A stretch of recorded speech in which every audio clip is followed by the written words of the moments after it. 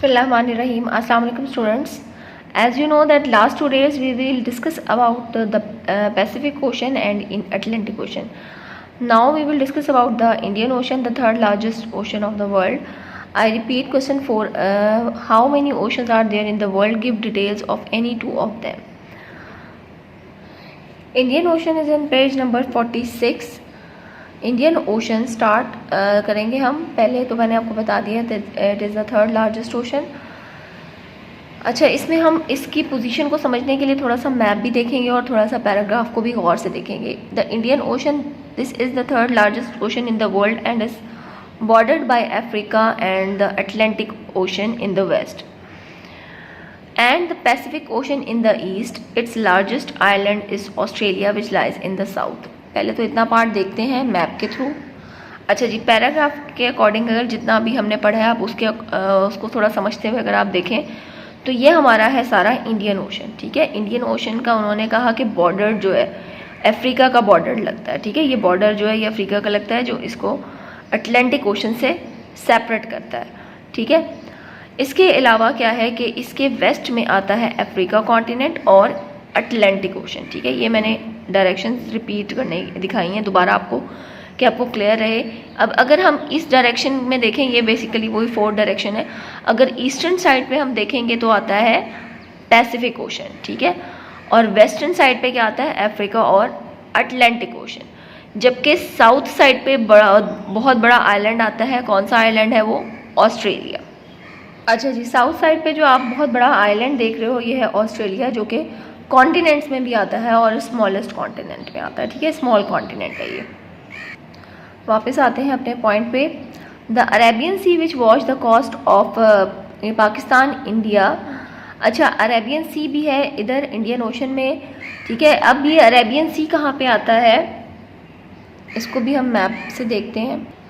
अच्छा जी, ये लाइट सी मैंने लाइन लगाई है शो करवाने के लिए कि ये अरेबियन सी है. ठीक है, अरेबियन सी का पानी जो है वो कहाँ पे आता है? इंडियन ओशन से मिल जाता है आगे जाके. ठीक है, अब ऐसा है कि ये जो है ये अरेबियन सी है जिसका उन्होंने कहा है कि अरेबियन सी जो है वो इंडियन ओशन में आता है और इसका पानी जो है वो जो पाकिस्तान में जो समंदर है कराची में और इंडिया में जो समंदर है उधर जो पानी है वो बेसिकली अरेबियन सी में आता है. ठीक है, अच्छा, इसके अलावा क्या है? The Arabian peninsula and many. अब जो अरेबियन सी है उसका पानी कहाँ कहाँ जा रहा है? पाकिस्तान, इंडिया और अरेबियन पेनिनसुला में. अरेबियन पेनिनसुला भी आपको दिखाती हूँ.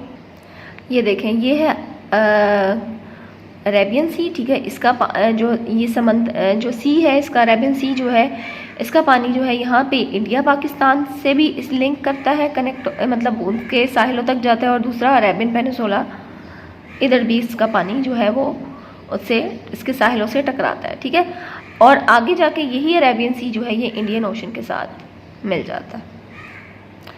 अच्छा, आगे देखते हैं. And many countries of Africa is also part of this ocean. ठीक है, बहुत सारे कंट्रीज जो है अफ्रीका के वो भी इस ओशन के साथ मतलब उसका ओशन का पानी जो है उसका अफ्रीका कॉन्टिनेंट के कंट्रीज के साथ टकराता है. ठीक है, तो उसका पार्ट है ये.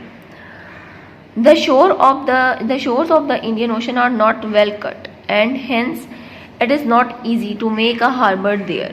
तो इंडियन ओशन के जो शोर्स हैं वो इतने वेल कटेड नहीं है जैसे अटलांटिक ओशन के हैं. पहली बात तो ये कि अटलांटिक ओशन जो है वो सबसे ज़्यादा बिजिएस्ट ट्रेड रूट में आता है. ठीक है, बाकी इंडियन ओशन के थ्रू भी ट्रेड होती है लेकिन जिस तरीके से प्रॉपरली जैसे अटलांटिक ओशन के एरियाज़ में जो भी उधर कॉन्टिनेंट्स आते हैं उनके शोर जितने वेल कटेड हैं इतने इंडियन ओशन के नहीं हैं.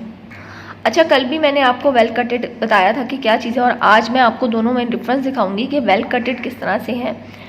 पैसिफिक के तो बिल्कुल ही नहीं है ना, जिनको हमने पहली बात की थी. ठीक है, पैसिफिक के इतने वेल कटेड हैं ही नहीं, तो वो दूसरे आइलैंड्स के थ्रू उधर की ये जो है सी पोर्ट्स वहाँ पर उस तरीके से उनको यूज़ करते हुए काम किया जाता है. अब अटलांटिक ओशन की बात करें तो ये वेल कटेड शोर्स आपको नज़र आ रहे हैं. ठीक है, यानी ये पानी जो है अंदर तक जा रहा है कॉन्टिनेंट्स के.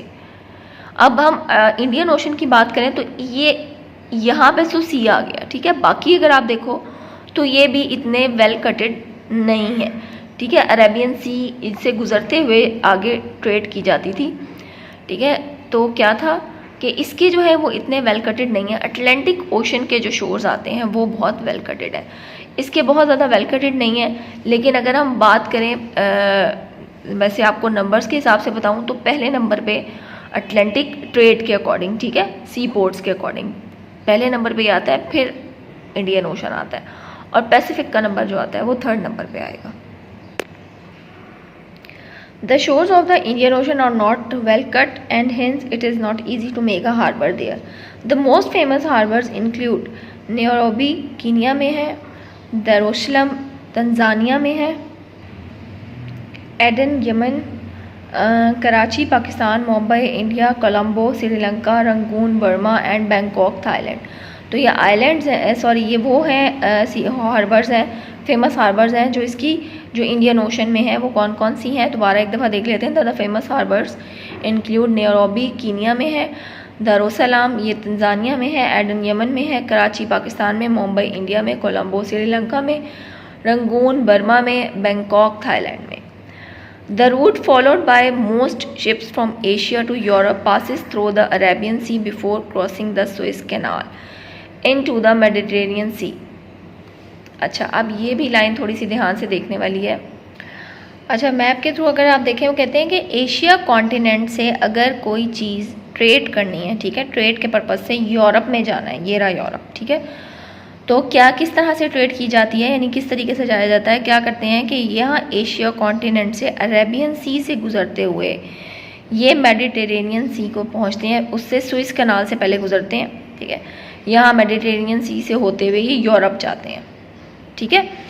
अब ये सुइस कनाल क्या है, सुइस कनाल जो है ये बाद में बनी है 1859 में ये बनना स्टार्ट हुई थी, 1869 में ये कंप्लीट हुई है और इसको जहाज़ के लिए खोल दिया गया, ठीक है। यहाँ पे सुइस कैनाल की इतनी प्रॉपर पिक्चर आपको क्लियर नज़र नहीं आएगी, उसके लिए मैं आपको एक दूसरी पिक्चर शेयर करती हूँ। इसको कंप्लीट करके मैं आपको एक पिक्चर दिखाती हूँ, उसमें आपको सुइस कैनाल और इसके रूट की समझ आ जाएगी, ठीक है।